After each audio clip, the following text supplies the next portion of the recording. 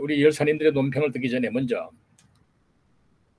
박찬종 전 의원님께서 국민혁명당에서 지난 토요일 연설하신 내용을 매우 시사하는 바가 크기 때문에 한번 영상을 통해서 들으시고 이야기를 진행하도록 하겠습니다. 우리 박찬종 의원님의 말씀을 한번 들어보시겠습니다. 언제 어떤 내용인가 하는 것을 공개해야죠. 우리는 공화국 체제입니다. 공개하지도 않고 이렇게 통신연락선이 개통되고 청와대가 흥분해가지고 그리고 여당 실세와 여당의 대통령 후보 경쟁자들이 나서가지고 문재인 대통령의 평화 프로세스가 1단계 한층 더 성공 단계로 들어갔다. 앞으로 남북회담 정상회담에까지도 이룰 수 있고 평화협정까지도 이룰 수 있는 초석을 다졌다. 이렇게 문비어천가를 부르고 이렇게 들떠 있는 이런 것을 볼 때에 이들이 저의 판단으로는 10차례 서신을 보내고 하는 사이에 구걸을 했어. 김정은에게 구명밧줄을 좀 던져달라고 구걸을 했어. 그러니까 10차례 서신 내용이 뭔지 발표를 해야 돼. 이래 놓고 앞으로 7달 동안에 무슨 짓을 흘는지 국민을 또 어떻게 현혹시킬는지 2018년 6월 12일 싱가포르에서 트럼프와 김정은이 합의한 게 있지요. 이른바 싱가포르 선언인데 지금 생각해보면 그게 하나도 지켜질 내용이 없습니다. 그런데 6월 12일 오후 3시에 두 사람의 합의문이 발표되고 그 시간부터 저녁 내내 다음날 아침 그리고 하루 종일 그 다음날이 무슨 날이냐 6월 13일 지방선거 총선거일이었습니다. 그러니까 이걸 가지고 도배제를 했어요. 모든 언론기관에 이걸 도배제를 해갖고 마치 대한민국의 평화의 바람이 불어온다 이래가지고 싹쓸이 해버려. 싹쓸이. 서울 시내 구청장 25개 중에 하나 빼고 전부 여당이 차지했고 야당의 본거지였던 부산 그리고 울산 그리고 서울까지도 전부 여당이 차지하는 이 휘황찬란한 기억을 이들은 잊지 않고 있습니다. 따라서 앞으로 통신연락선 개통보다도 더한 일, 김정은이도 이 정권이 계속해서 승계 정권이 이어질 것을 바라지 야권의 정권이 넘어가서 남북관계가 더 버겁게 되는 것을 그는 바라지 않을 것입니다. 그러니까 김정은의 배짱도 맞고 그리고 문재인이 안달해서 구걸하고 그러니까 제재 완화를 위해서 또 미국과의 대화의 통로를 원활하게 하기 위해서 김정은이가 앞으로도 문재인에게 시혜를 계속 베풀 가능성이 있고 자칫 국민들은 여기에 현혹될 가능성이 있습니다. 남북 문제의 기본은 북한의 핵을 없애는 것입니다.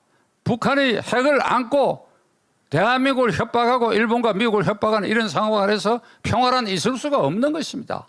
그런데 이것에 대해서는 한마디 하지도 못하고 그래야 이 선거에 유리한 국면만 만들어 가려고 합니다. 제가 드릴 말씀이 많습니다만은 언론중재법 개정안이라는 거, 요 앞에 응천 스님도 말씀하셨습니다만은 그 개정 법률안이 얼마만큼 독소조항을 갖고 있고 대한민국 정부 수립 이후에 역대 어떤 정권에서도 시도하지 않았던 언론 통제를 위한 개정안입니다.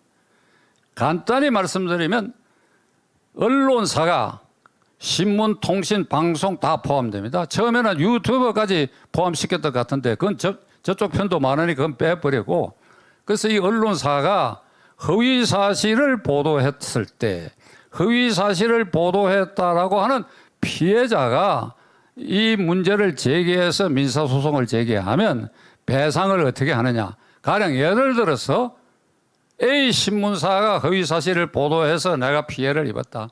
A 신문사의 연간 매출액이 1,000억이다. 이러면 1,000분의 1까지 엄청난 범칙적 손해배상을 물리도록 그 법은 규정하고 있습니다.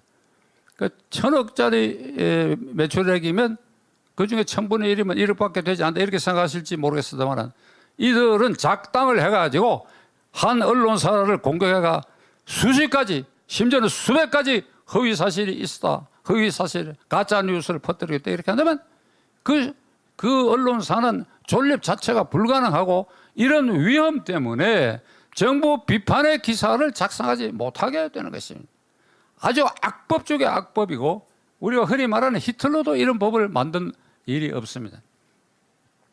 문재인 대통령 그리고 정권 실세 여러분, 이 박찬종이가 그대들에게 언론중재법 개정안을 이런 식으로 통과시킨다고 한다면 제 예감에 그대들이 결정적 불행의 씨앗을 스스로 만드는 것이다.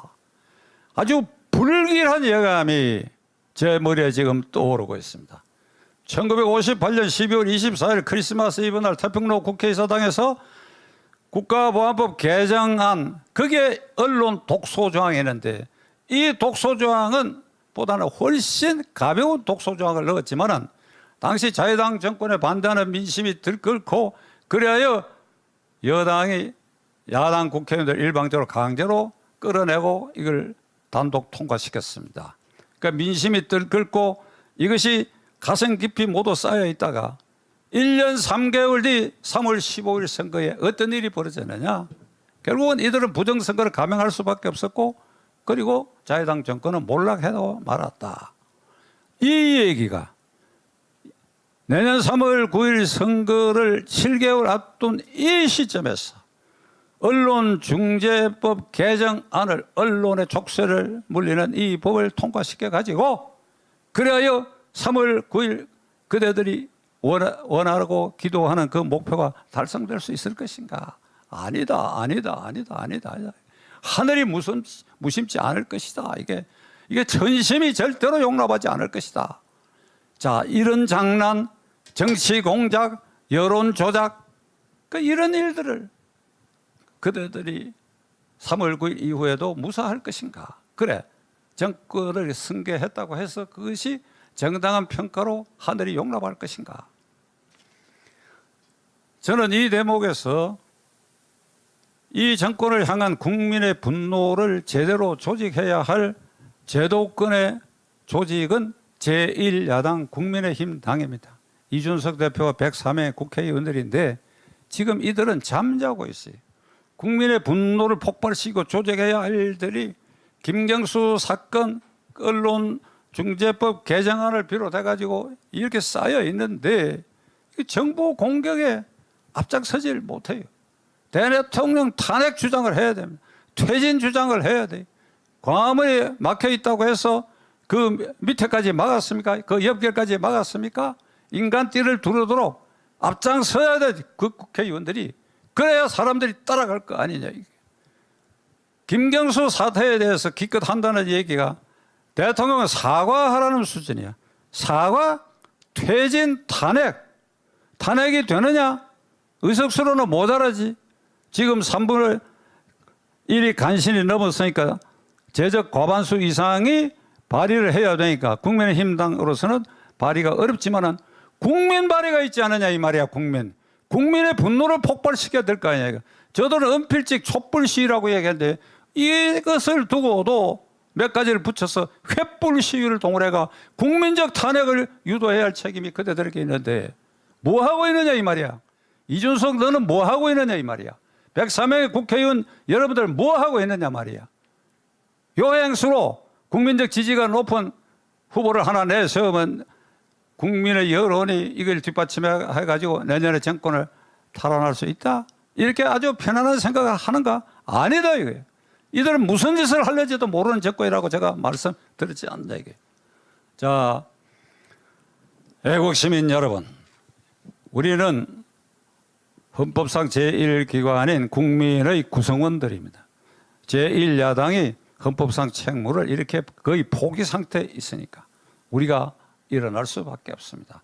우선 8.15 그리고 횃불을 들고 문재인 퇴진 국민적 탄핵을 위한 우리 모두가 각자 입장에서 횃불을 들고 나아가는 심정으로 이 날을 맞이하지 않으면 아니 될 것입니다. 우리 모두가 분발하십시다. 경청해 주셔서 감사합니다. 감사합니다. 우리 팔순에 한국 정치에 근 50년간 현장에서 뛰면서 또 은퇴하신 후에도 계속해서 현실 참여를 해오신 한국의 자유민주주의의 양심 박찬종 전 의원, 아마도 이 오늘날 이 문재인 대한민국 반역자들을 규탄하는 이 대열의 최고 원로가 아닌가 싶습니다.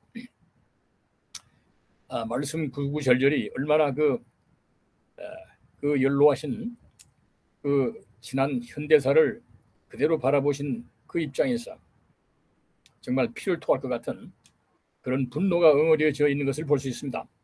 8월 15일 백불을 들고라도 나와야 되겠다. 우리 국민들 정말로 가슴 속에 단단히 명심하지 않으면 되겠습니다.